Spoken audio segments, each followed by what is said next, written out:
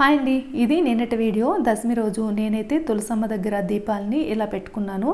ఇంకా దశమి, ఏకాదశి, ద్వాదశి, పౌర్ణమికి నదుల్లో కానీ లేదంటే చెరువుల్లో కానీ దీపాలు అరటి దవ్వల్లో పెట్టి విడిచిపెడుతూ ఉంటాము. కానీ అది అవైలబుల్ లేనప్పుడు పెద్ద ఇత్తడి పళ్ళెంలో కానీ లేదంటే పెద్ద స్టీల్ బేసినీలో కానీ దీపాలను పెట్టుకుంటే కొంచెం తృప్తి అనిపిస్తుంది. నేనైతే ఒక గాజు బౌల్లో నిండా నీళ్లు వేసి పసుపు, కుంకుమ, చందనం, అక్షంతలు వేసి దానిపైన ఒక లైట్ వెయిట్ ఉండే ఇత్తడి ప్లేట్ పైన దీపాన్ని అయితే పెట్టాను. చక్కగా తేలుతూ చాలా అందంగా అనిపించింది. ఈ దీపం పెట్టిన ప్లేట్లో కొంచెం పసుపు, కుంకుమ, చందనం, అక్షతలు, వీలైతే ఒక తేలికైన పువ్వును కూడా పెట్టుకోవచ్చు.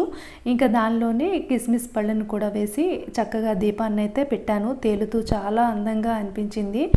ఇదే దీపాన్ని అరటి దవ్వలో పెట్టి నదిలో కానీ చెరువులో కానీ విడిచిపెట్టామంటే జలచరాలకి ఆహారమే మనకి మంచి ఫలితం వస్తుంది.